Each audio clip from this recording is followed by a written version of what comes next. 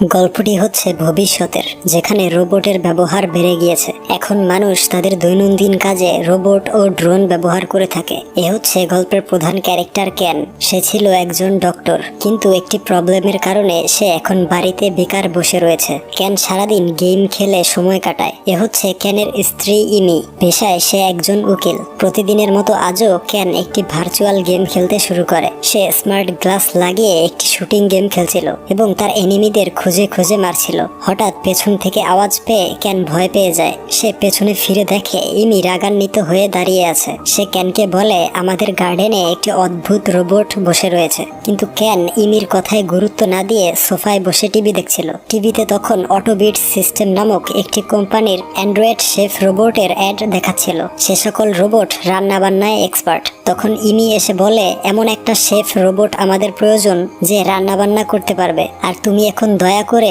গার্ডেনে থাকা রোবটটিকে তাড়িয়ে দিয়ে এসো। এরপর ক্যান গার্ডেনে চলে আসে রোবটটিকে তাড়ানোর জন্য। সে দেখতে পায় রোবটটি একটি গাছের নিচে বসে দুটো ঘোড়ার দিকে এক নজরে তাকিয়ে রয়েছে। ক্যান তাকে পেছন থেকে ডাক দিলে রোবটটি ভয় পেয়ে উল্টে যায়। এরপর আমরা দেখতে পাই রোবটটি কোনো রকমের সোজা হয়ে বসতে পেরেছে। ক্যান তাকে জিজ্ঞেস করে, তোমার নাম কি? রোবটটি তার দিকে অবাক হয়ে তাকিয়ে থাকে। ক্যান বলে, আমার নাম ক্যান। তোমার নাম কি? কিছুক্ষণ চুপ করে থেকে রোবটটি জানায় তার নাম হলো ট্যাং। ক্যান বলে, তুমি এত নোংরা কেন? কিন্তু ট্যাং উল্টো ক্যানকে বলে, তুমিও অনেক নোংরা। ক্যান লক্ষ্য করে দেখে তার ড্রেসে ময়লা লেগে আছে। এই দেখে ট্যাং হাসতে থাকে। এরপরের দৃশ্যে আমরা দেখতে পাই ক্যান রোবটটিকে অর্থাৎ ট্যাংকে একটি ডাম্প ইয়ার্ডে নিয়ে এসেছে। ডাম্প ইয়ার্ড মানে হলো যেখানে পুরনো লোহা বা স্টিলের জিনিসপত্র ভেঙে চুরে বিক্রয় করা হয়। দোকানদার ট্যাংকে ভালো করে পর্যবেক্ষণ করে। ট্যাংয়ের বডি খুললে ভেতরে অটোবিট সিস্টেমের একটি লোগো দেখা যায়। দোকানদার বলে, এটি বোধহয় এই কোম্পানির অনেক পুরনো একটি মডেল, তাই এটাকে ভেঙে যন্ত্রাংশ বিক্রি করা ছাড়া আর কোনো উপায় নেই। এরপর ক্যান ট্যাংকে সেখানে রেখেই চলে আসছিল, কিন্তু ট্যাং মায়াবী দৃষ্টিতে ক্যানের দিকে তাকিয়েছিল। আর দোকানদার ট্যাংকে ভাঙার জন্য যন্ত্রপাতি নিতে যায়। এসে দেখে ট্যাং আর সেখানে নেই। আমরা দেখতে পাই ক্যান হেঁটে বাড়ি ফিরছে, আর তার পেছনেই ছিল ট্যাং। ট্যাং তার পেছন পেছন আসছিল, কিন্তু ক্যান তাকে দেখতে পায়নি। সে তার বাড়ির সামনে চলে আসলে তার বোন তার সাথে দেখা করতে আসে। ক্যানের বোন তাকে জিজ্ঞেস করে, গতকাল তোমার একটি ইন্টারভিউতে যাওয়ার কথা ছিল, সেখানে কি হয়েছে? ক্যান প্রশ্নটি এড়িয়ে বাড়িতে ঢুকে যায়। আমরা দেখতে পাই ক্যানের বোন চলে যাওয়ার পর ট্যাংও বাড়ির ভেতরে প্রবেশ করছে। অপরদিকে দেখানো হয় ইমির কাছে ফোন কল এসেছে একটি মেডিকেল হসপিটাল থেকে, যেখানে ক্যানের ইন্টারভিউ দিতে যাওয়ার কথা ছিল। কিন্তু ইমিকে জানানো হয় ক্যান গতকাল ইন্টারভিউ দিতে যায়নি। যা শুনে ইমি অনেক রেগে যায়। কিছুক্ষণ পর ক্যান রুমে চলে আসে, যেখানে ইমি আগে থেকেই উপস্থিত ছিল। ক্যান হঠাৎ ইমিকে দেখে ভয় পেয়ে যায়। অন্যদিকে ট্যাংও ঘরের ভিতরে ঢুকে পড়ে আর আশেপাশের সবকিছু ভালো করে পর্যবেক্ষণ করতে থাকে। ফটো ফ্রেম থেকে ফেস রিকগনাইজ করে ডেটা কালেক্ট করতে থাকে। আর ওইদিকে ইমি ক্যানের ইন্টারভিউ সম্পর্কে জিজ্ঞেস করছিল। ইমি বলে, গতকালকে ইন্টারভিউ ছিল, সেখানে অ্যাটেন্ড করলে না কেন? ক্যান বলে, আমি ভুলে গিয়েছিলাম। এই বলে ক্যান বাহিরে চলে আসে আর নিচের ফ্লোরে গিয়ে দেখে ট্যাং টিস্যু পেপার নিয়ে খেলা করছে। ইমিও নিচের ফ্লোরে চলে আসে। ক্যান প্রথমে ট্যাংকে আড়াল করার চেষ্টা করলেও শব্দ শুনতে পেয়ে ইমি ট্যাংকে দেখে ফেলে। ইমি বলে, এই রোবটটিকে ফেলে দিয়ে আসলে না কেন? ক্যান বলে, দেখো রোবটটিকে কত খুশি মনে হচ্ছে।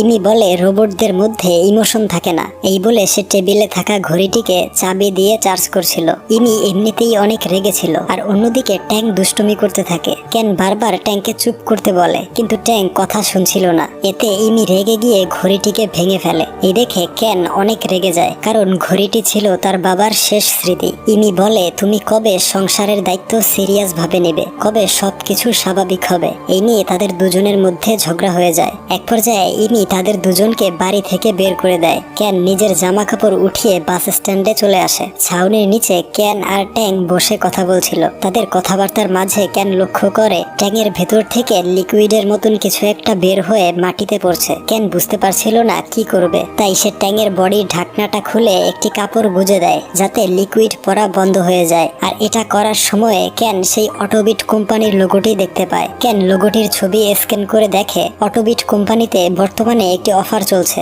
যা হলো পুরাতন মডেলের রোবট জমা দিয়ে নতুন মডেলের রোবট নিয়ে যেতে পারবে। এই দেখে ক্যান প্ল্যান করে ট্যাঙ্কে সেখানে জমা দিয়ে তার পরিবর্তে নতুন একটি শেফ রোবট নিয়ে আসবে তার স্ত্রীর জন্য। তাই ক্যান তাকে নিয়ে এয়ারপোর্টে চলে আসে। এখানে আমরা দেখতে পাই সেই এয়ারপোর্টের ভেতর অনেক অ্যাডভান্সড টেকনোলজির রোবট মানুষদের হেল্প করছে, আর সবাই ট্যাঙ্কে দেখে অবাক হয়ে যায়, কেননা তারা এত পুরাতন রোবট এর আগে কখনো দেখেনি। ট্যাং একটি রোবট কুকুরের সাথে খেলতে শুরু করে। এরপর ক্যান তাকে নিয়ে প্লেনে ওঠে। ট্যাং টিভি অন করে সমস্ত ভিডিও দেখছিল আর নতুন নতুন ওয়ার্ড শিখছিল। কিছুক্ষণ পর এক দুষ্টু বাচ্চা ছেলে ক্যানের দিকে চিপস ছুঁড়ে মারে। তাই ক্যান রেগে গিয়ে ছেলেটাকে বলে ফাজিল ছেলে। এই কথাটা ট্যাং রেকর্ড করে ফেলে আর বারবার প্লে করতে থাকে। এতে অন্যান্য যাত্রীরা ক্যানের দিকে তাকিয়ে থাকে। ক্যান লজ্জায় ট্যাংকে আবর্জনা বলে মুখ ঢেকে ঘুমিয়ে পড়ে। এই শুনে ট্যাং একেবারে রেগে ধোঁয়া বের করতে থাকে। এরপরের দৃশ্যে দেখানো হয় তারা দুজন অটোবিটস কোম্পানির শহরে পৌঁছে গিয়েছে, কিন্তু প্রবলেম হলো যেখান থেকে ট্যাংকে রিপ্লেস করবে সেই এক্সিবিশনটি বন্ধ হয়ে গিয়েছে। এর মানে এখন ট্যাং আর ক্যানকে এই শহরেই রাত কাটাতে হবে। এখানে ট্যাং রাস্তা থেকে একটি 100 টাকার কয়েন খুঁজে পায়। এরকম দেখতে কয়েন সে টিভিতে দেখেছিল,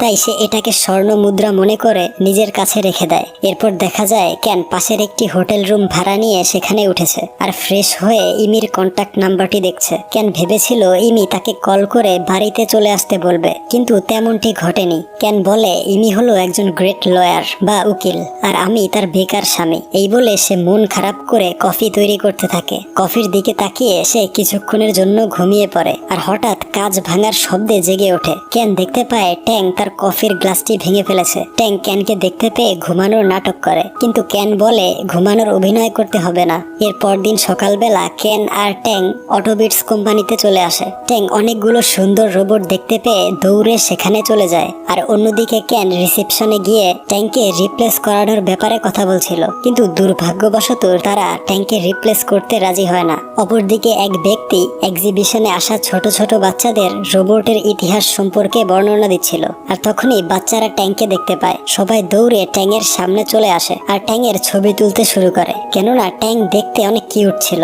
সে টিচার ট্যাংকে ভালো করে দেখে আর অবাক হয়ে যায়। এক পর্যায়ে টিচার ক্যানের কাছে জিজ্ঞেস করে, এটা কি আপনার রোবট? ক্যান বলে, হ্যাঁ, এটা আমার রোবট। এরপর সেই টিচার ক্যানকে তার রুমে নিয়ে আসে এবং জিজ্ঞেস করে, আপনি কি খাবেন? ক্যান কফি খেতে চায়, কিন্তু টিচার বলে, আমি কফি খাওয়া ছেড়ে দিয়েছি। এরপর আমরা দেখতে পাই সেই টিচার ট্যাংয়ের বডির ঢাকনাটা খুলে ভেতরে দেখতে পায় সেই কাপড়টি ভিজে রয়েছে, যেটা ক্যান লিকুইড বন্ধ করার জন্য গুজে দিয়েছিল। এরপর সে লক্ষ্য করে একটি ছোট্ট সিলিন্ডারের মধ্যে কিছু একটা ভেঙে গিয়েছে, যেখান দিয়ে আসলে লিকুইড গুলো লিক হচ্ছিল। সে সিলিন্ডারটিকে গ্লু দিয়ে সাময়িক সময়ের জন্য ফিক্স করে দেয়। ক্যান জিজ্ঞেস করে, এটা কিসের সিলিন্ডার? এর উত্তরে সে বলে, এটা ট্যাংয়ের ফিউল ট্যাঙ্ক হতে পারে, হয়তো এটা ফুরিয়ে গেলে ট্যাং চলাচল বন্ধ করে দিবে। টিচার যখন ট্যাংয়ের ফিউল ট্যাঙ্ক মেরামত করছিল, তখন ট্যাং বাচ্চাদের মতো আশেপাশের জিনিসগুলো দেখে ক্যানকে প্রশ্ন করছিল কোনটাকে কি বলে। এক পর্যায়ে ট্যাং বারান্দায় কয়েকটা পাখি দেখে সেখানে দৌড়ে চলে যায় এবং তাদের সাথে খেলতে থাকে। এই দৃশ্য দেখে টিচার অবাক হয়ে যায় আর ক্যানকে বলে, এই রোবটটি সাধারণ নয়, কারণ এর ভিতরে কিউরিসিটি রয়েছে, জীবন্ত প্রাণীর উপর আকর্ষণ রয়েছে। এই রোবট অনেক স্পেশাল। ক্যান এটা শুনে হাসতে থাকে আর বলে, এটা কোনো স্পেশাল রোবট নয়। তখন টিচার বলে, বর্তমান এআই এর পক্ষেও এমন ভাবনা চিন্তা করা অসম্ভব। এই রোবট সম্পর্কে সবাই বুঝবে না। এই বলে সে তার অন্যান্য বন্ধুদের গ্রুপে একটি মেসেজ পাঠায়, যেখানে বলা ছিল ট্যাং নামের একটি অত্যাধুনিক রোবটকে ফিক্স করতে হবে। কেউ যদি আগ্রহী হও তাহলে রিপ্লাই করো। কিছুক্ষণ পর দেখা যায় সিনসাই নামের এক রোবোটিক্স এক্সপার্ট রিপ্লাই করে জানায় সে ট্যাংকে ফিক্স করতে আগ্রহী। ক্যান জিজ্ঞেস করে সিনসাই কোথায় থাকে, ট্যাংকে তার কাছে নিয়ে যাব, কিন্তু টিচার বলে সিনসাই চায়নার সব থেকে বড় সায়েন্স মিউজিয়ামে কাজ করে, আর ট্যাংকে ফিক্স করতে হলে সেখানেই নিয়ে যেতে হবে। এই শুনে ক্যান শকড হয়ে যায়, কারণ চায়না তার শহর থেকে অনেক দূরে। কিন্তু টিচার বলে ট্যাংকে দ্রুত ফিক্স না করলে কাজ করা বন্ধ করে দিবে,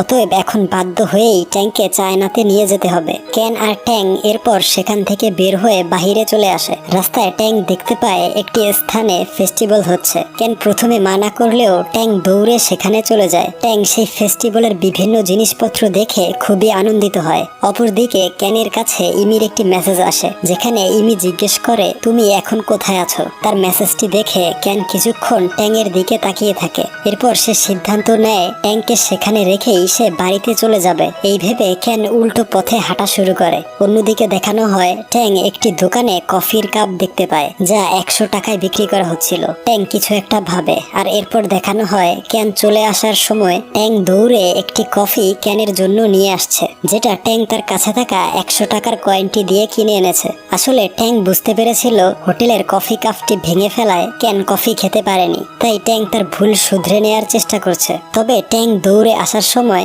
কাপ থেকে কফি সব মাটিতেই পড়ে যায়। ক্যান দেখতে পায় কাপের তলানিতে সামান্য কফি অবশিষ্ট রয়েছে, কিন্তু ট্যাং এর এমন ভালোবাসা দেখে ক্যান ইমোশনাল হয়ে যায় আর মুচকি হেসে সেই অবশিষ্ট কফিটুকু খেয়ে ট্যাংকে বলে কফিটা খুব টেস্টি ছিল, তোমাকে ধন্যবাদ। এটা শুনে ট্যাং অনেক বেশি খুশি হয়ে নাচতে শুরু করে। এই দেখে ক্যান আবারও তার সিদ্ধান্ত পরিবর্তন করে ফেলে, অর্থাৎ ক্যান তাকে ফিক্স করার জন্য চায় না যাবে। অন্যদিকে আমরা দেখতে পাই সেই টিচারের কাছে দুজন ব্যক্তি এসে ট্যাং এর ব্যাপারে জিজ্ঞেস করছে। ওইদিকে তারা চায়নাতে চলে আসে, যেখানে 3D হলোগ্রামের মাধ্যমে আতশবাজি ফুটানো হচ্ছিল। ট্যাং প্রথম দিকে সেটা এনজয় করলেও হঠাৎ তার কিছু একটা মনে পড়ে আর ট্যাং অনেক ঘাবড়ে যায়। অপরদিকে আমরা দেখি সেই দুজন ব্যক্তিও চায়নায় চলে এসেছে ট্যাং এর খোঁজে। এরপর ক্যান সিনসাইয়ের সাথে দেখা করার জন্য মিউজিয়ামে চলে আসে। সে ট্যাংকে দেখে অনেক খুশি হয় আর ট্যাংকে জড়িয়ে ধরে, এতে ট্যাং খুব লজ্জা পায়। এরপর সিনসাই তাকে বলে যে ট্যাংকে ফিক্স করতে হলে কি কি করতে হবে। আর অন্যদিকে ট্যাং একটি রিমোট কন্ট্রোল গাড়ি দেখে সেটার পেছন পেছন চলে যায়। কিছুক্ষণ পর ক্যান লক্ষ্য করে ট্যাং আর সেখানে নেই, যার ফলে দুজন মিলে ট্যাংকে খুঁজতে শুরু করে। আর আমরা দেখতে পাই ট্যাং রিমোট কন্ট্রোল গাড়িটির পেছন পেছন এসে একটি ট্রাকে আটকা পড়ে যায়। আসলে ওই দুজন অজ্ঞাত ব্যক্তি প্ল্যান করে ট্যাংকে ধরে তাদের বসের কাছে নিয়ে যাচ্ছে। এদিকে ক্যান আর সিনসাই ট্যাংকে খুঁজতে খুঁজতে পার্কিং এরিয়ায় এসে দেখে ট্যাং গাড়িতে করে চলে যাচ্ছে। তারা গাড়িটির পিছু করে কিছুতেই তাকে ধরতে পারে না, তাই সিনসাই তার গলার আইডি কার্ডটি ক্যানকে দিয়ে বলে এটা ট্যাং এর কাছে ছুঁড়ে মারো। ক্যান সিনসাইয়ের কথা মতো আইডি কার্ড ছুঁড়ে মারে ট্যাং এর কাছে আর গাড়িটি চলে যায়। এরপর আমরা দেখতে পাই ক্যান আর সিনসাই একটি বাসে করে কোথাও যাচ্ছে। সিনসাই বলে আমার আইডি কার্ডে একটি জিপিএস ট্র্যাকার ইনস্টল করা আছে, আমরা ট্যাং এর লোকেশন দেখে তার কাছে পৌঁছে যেতে পারবো। ক্যান বলে এই আবর্জনার মতো দেখতে রোবটটিকে কেউ কেন কিডন্যাপ করে নিয়ে যাবে। তখন সে ক্যানকে সবকিছু বুঝিয়ে বলে। সে বলে আমাদের আশেপাশে থাকা রোবটগুলো হচ্ছে প্রথম জেনারেশনের আর ট্যাং হচ্ছে তৃতীয় জেনারেশনের, যেটা পৃথিবীতে আর দ্বিতীয়টি নেই। এবং ট্যাং এর ভেতরে মানুষের মতন ভাবনা চিন্তা করার শক্তি রয়েছে, এছাড়াও তার ভেতরে ইমোশন কাজ করে। এরপর তারা দুজন জিপিএস ফলো করে একটি গোডাউনের সামনে চলে আসে। তখন ক্যানের ফোনে ইমি কল করে। ইমি বলে আমি টায়ার্ড হয়ে গিয়েছি এই রিলেশনে, আমি চলে যাচ্ছি তোমার বাড়ি থেকে। এই শুনে ক্যান অনেক কষ্ট পায়। সিনসাই জিজ্ঞেস করে কি হয়েছে। তখন ক্যান বলে তার স্ত্রীর সাথে ঝগড়া হয়েছে আর এখন সে ডিভোর্স চাচ্ছে। এরপর তারা গোডাউনের ভেতরে এসে ট্যাংকে দেখতে পায় এবং তাকে বের করে নিয়ে যখন চলে যাচ্ছিল তখনই সেখানে ডক্টর আসুকা নামের একজন হাজির হয় এবং ওই দুজন ব্যক্তিও চলে আসে। ক্যান জিজ্ঞেস করে তোমরা কারা, এই রোবটটিকে কেন নিতে চাইছো। ডক্টর আসুকা ট্যাং এর সামনে আসে আর বলে এটা তোমার রোবট নয়, এটা আমাদের। এরপর সে ট্যাং এর বডির ভেতরে দেখতে পায় একটি ন্যানো চিপ লাগানো আছে। সে বলে এটা নিশ্চয়ই প্রফেসর বাবার কাজ। সিনসাই অবাক হয়ে জিজ্ঞেস করে কে এই প্রফেসর বাবা। ডক্টর আসুকা বলে তোমরা ট্যাংকে আমার কাছে রেখে চলে যাও। এই বলে সে ট্যাংকে টেনে নিয়ে যায়। ক্যান বাধা দেওয়ার চেষ্টা করলে তার লোকেরা ইলেকট্রিক শক দেওয়ার ভয় দেখায়। সে কি করবে বুঝতে পারছিল না, তাই সে একটি ফোন দিয়ে আটে। সে ট্যাংকে বারবার বলে তুমি একটা আবর্জনা। এই শুনে ট্যাং রেগে গিয়ে ধোঁয়া বের করতে শুরু করে। এই সুযোগে ক্যান গুলতি দিয়ে ইলেকট্রিক শক দেওয়ার অস্ত্রটি দূরে ফেলে দেয়। সিনসাই দৌড়ে গিয়ে অস্ত্রটি নিয়ে নেয় এবং একজনকে শক দিয়ে অজ্ঞান করে ফেলে। লোকটি নড়াচড়া করছিল না, তাই ক্যান বলে লোকটি কি জীবিত আছে। তখন ট্যাং তার হার্টবিট ডিটেক্ট করে বলে লোকটি জীবিত আছে। এরপর সিনসাই ডক্টর আসুকা আর বাকি লোকজনকে আটকে রাখে আর কানকে বলে দ্রুত এখান থেকে বের হয়ে যাও। আর প্রফেসর বাবা একজন অনেক বড় রোবোটিক্স এক্সপার্ট, তার কাছে ট্যাংকে নিয়ে যাও, তিনি ট্যাংকে ফিক্স করে দিতে পারবে। এরপর ক্যান ট্যাংকে কোলে নিয়ে দৌড়ে চলে আসে। অনেক দূর আসার পর দেখে ট্যাং ক্লান্ত হয়ে গিয়েছে, কোনো কথা বলছে না। তার ঢাকনা খুলে দেখতে পায় ফিউল ট্যাঙ্ক অনেকটাই খালি হয়ে গিয়েছে। ক্যান বুঝতে পারে ফিউল ফুরিয়ে গেলে ট্যাঙ্ক বন্ধ হয়ে যাবে। তখনই কেউ একজন ক্যানকে ফোন করে। লোকটি জানায় তার নাম হলো প্রফেসর বাবা আর ট্যাঙ্কে সে তৈরি করেছে। তখন ক্যান তাকে ট্যাঙ্কের অবস্থা দেখায়। প্রফেসর বলে আমার মনে হচ্ছে ট্যাঙ্ক ওভারহিট হয়ে গিয়েছে, তাই কতক্ষণ রেস্ট করলেই সে সাময়িক সময়ের জন্য ঠিক হয়ে যাবে। তখন তাকে আমার কাছে নিয়ে এসো। এরপর আমরা দেখতে পাই তারা দুজন বাসে করে প্রফেসরের বাড়ির উদ্দেশ্যে উদ্দেশ্যে রওনা হয়েছে। ট্যাং নদীর পাশে একটি টুরিস্ট শিপ দেখতে পায়, যেটা পানির নিচের দৃশ্য উপভোগ করায়। ট্যাং সেখানে যাওয়ার জন্য বায়না ধরে। ক্যান না চাইলেও বাধ্য হয়ে ট্যাংকে সেখানে নিয়ে যায়। এরপর তারা দুজন শিপটির ভেতরে বসে সামুদ্রিক সৌন্দর্য উপভোগ করছিল। ট্যাং অনেক বেশি আনন্দ পায়। তখন ক্যান ট্যাংয়ের দিকে তাকিয়ে তাদের দুজনের একসাথে কাটানো সুন্দর মুহূর্তগুলো কল্পনা করতে থাকে। আসলে ক্যান ধীরে ধীরে ট্যাংকে পছন্দ করছে। এখন ট্যাং হচ্ছে তার সবচেয়ে ভালো বন্ধু। এরপর তারা শিপের রাইড শেষ করে আসার সময় ভুলবশত ট্যাং পানিতে পড়ে যায়, আর তাকে বাঁচানোর জন্য ক্যান পানিতে ঝাঁপ দেয়। এরপর দেখানো হয় নদীর কিনারায় বসে ক্যান একটি কাপড় দিয়ে ট্যাংকে পরিষ্কার করে দিচ্ছে আর বলছে, একটু পরেই তোমাকে তোমার বাড়িতে দিয়ে আসবো, কারণ আমি তোমাকে সাহায্য করতে পারবো না। আসলে আমি কিছুই করতে পারি না। এরপর ক্যান তার অতীতের একটি হৃদয় বিদারক ঘটনা ট্যাংয়ের সাথে শেয়ার করে। ক্যান ছিল একজন ইন্টার্ন ডক্টর। ক্যানের বাবার অন্তিম সময়ে ক্যান অপারেশন থিয়েটারের মধ্যেই ছিল। নার্সরা বারবার ক্যানকে জিজ্ঞেস করছিল, ডক্টর এখন কি করব, কোন ঔষধ প্রয়োগ করব। কিন্তু ক্যান এতটাই ঘাবড়ে গিয়েছিল যে কি ডিসিশন নিবে সেটা বুঝতে পারছিল না। আর দেখতে দেখতে তার চোখের সামনেই তার বাবা মারা যায়। আর এরপর থেকেই ক্যান পুরোপুরি আত্মবিশ্বাস হারিয়ে ফেলেছে। তার ডক্টর হওয়ার স্বপ্নটিও অপূর্ণ রয়ে গিয়েছে। আর এই কারণেই ক্যান ইন্টারভিউ দিতে যায় না। ট্যাং ক্যানের এই কষ্টের কথা মনোযোগ দিয়ে শুনছিল। এক পর্যায়ে ট্যাং বলে, ক্যান তুমি চিন্তা করো না, আমি সব সময় তোমার পাশে আছি। এরপর আমরা দেখতে পাই ক্যান আর ট্যাং একে অপরের হাত ধরে প্রফেসরের বাড়ির দিকে যাচ্ছে। বাড়ির সামনে চলে আসলে ক্যান দেখে প্রফেসর গার্ডেনে কাজ করছে। এরপর তারা প্রফেসরের বাড়ির ভেতরে চলে আসে। প্রফেসর ট্যাংয়ের ফিউল ট্যাঙ্কটি পাল্টে নতুন একটি লাগিয়ে দেয়, কিন্তু ট্যাং দৌড়ে ক্যানের কাছে চলে আসে। ট্যাং ক্যানকে বলে, চলো ক্যান আমরা এখান থেকে চলে যাই, আমরা তোমার বাড়িতে যাব। ক্যান বারবার ট্যাংকে মানা করছিল, কিন্তু ট্যাং কোনো কথা শুনছিল না। এক পর্যায়ে প্রফেসর ট্যাংয়ের হাত ধরে রাখে, আর ক্যান একটি দীর্ঘশ্বাস নিয়ে বলে, অবশেষে ট্যাংকে তার বাড়ি পৌঁছে দিতে পারলাম। এই বলে ক্যান বিদায় নিয়ে চলে আসতে থাকে। অন্যদিকে ট্যাং বারবার ক্যানের নাম ধরে ডাকছিল, কিন্তু ক্যান কোনো কথা না শুনে বাহিরে চলে আসে। আর রাস্তায় ক্যানের সঙ্গে ডক্টর আসুকার দেখা হয়। তখন সে ক্যানকে প্রফেসর বাবার সম্পর্কে বলে। ডক্টর আসুকা ছিল প্রফেসর বাবার অ্যাসিস্ট্যান্ট, আর তারা একটি নেক্সট লেভেল রোবট এআই তৈরির চেষ্টা করে যাচ্ছিল। প্রফেসরের ইচ্ছা ছিল এমন এক এআই তৈরি করা যা আর্মি কমান্ডোর মতো দুর্দান্ত লড়াই করতে পারবে। প্রফেসর অনেকগুলো রোবট তৈরি করে, আর সেই ট্রেনিং এর একটি রোবটের মধ্যে ট্যাংয়ের চিপসেট ইনস্টল করা ছিল।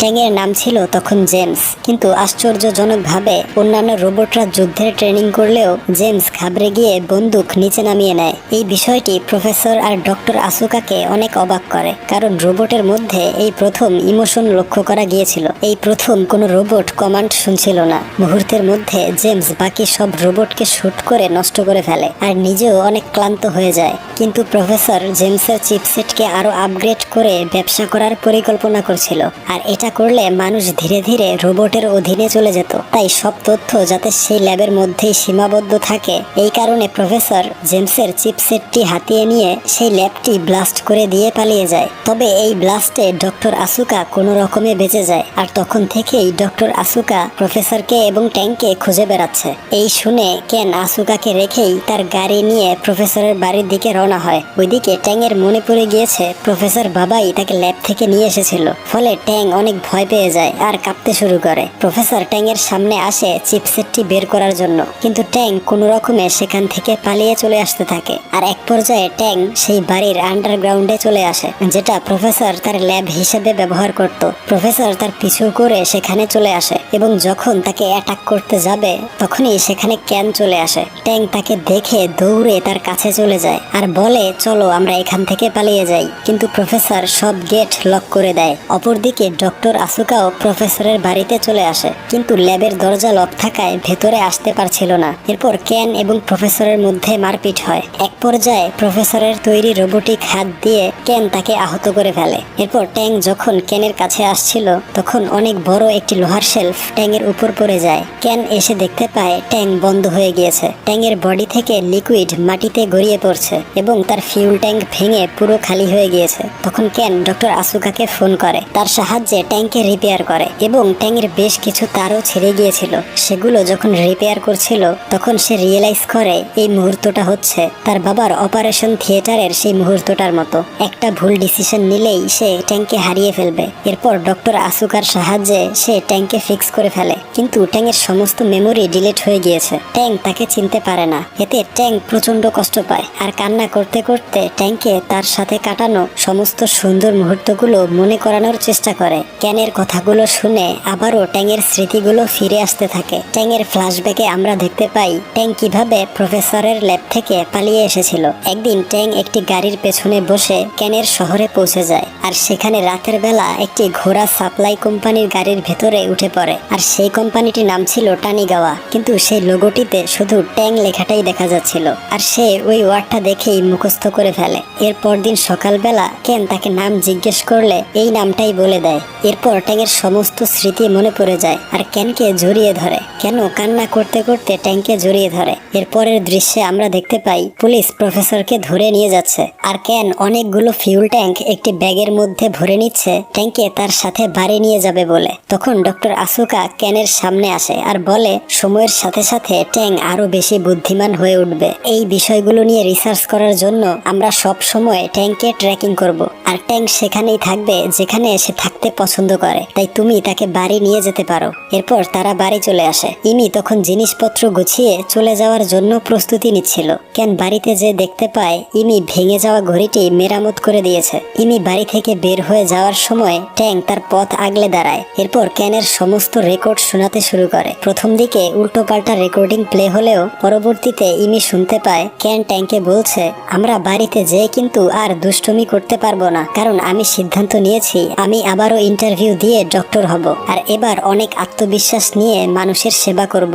যে ভুল আগে একবার করেছি সেটা আর করব না আর এখন থেকে ইমির সমস্ত কথার গুরুত্ব দিয়ে তাকে হেল্প করব। এরপর ক্যান ঘড়িটিকে চাবি দিয়ে চার্জ করছিল আর কান্না করতে করতে বলে আমি জানি না কতটুকু পারবো, কিন্তু আমার বিশ্বাস তুমি আমার পাশে থাকলে একদিন আমিও স্বাভাবিকভাবে জীবনযাপন করতে পারবো এবং একজন সফল ডক্টর হতে পারবো। ইমি এসব কথা শুনে অনেক ইমোশনাল হয়ে যায় আর তার ব্যাগ থেকে একটি বোতলের ক্যাপ বের করে ক্যানকে দেখায়। এই ক্যাপটা ছিল তাদের প্রথম পরিচিত হওয়ার একটা স্মৃতি, যেটা ইমি এখনো আগলে রেখেছে। এরপর ইমি কান্না করতে করতে ট্যাংকে ধন্যবাদ দেয় আর বলে তোমার জন্যই ক্যান জীবনের মানে বুঝতে পেরেছে। এতে ট্যাং অনেক বেশি খুশি হয়ে নাচতে শুরু করে আর কিছুক্ষণ পর ট্যাং ইমির পেটের ভেতর থেকেও হার্টবিট ডিটেক্ট করে। ট্যাং বলে ইমির ভেতরে দুটো হার্ট। এই শুনে ক্যান বুঝতে পারে ইমি প্রেগনেন্ট। এতে ক্যান খুশিতে ইমোশনাল হয়ে যায়। এরপর তারা দুজন ট্যাংয়ের সামনে বসে বলে ট্যাং তুমি সত্যি অনেক স্পেশাল। এরপর ট্যাংয়ের তোলা কিছু ছবি আমাদেরকে দেখানো হয়। দেখা যায় ইমি সত্যি প্রেগনেন্ট হয়েছে। এরপর তার বেবি জন্ম হয়। ক্যান ইন্টারভিউয়ের জন্য ভালোভাবে প্রস্তুতি শুরু করেছে এবং এইখানেই এই অসাধারণ গল্পটি সমাপ্ত হয়।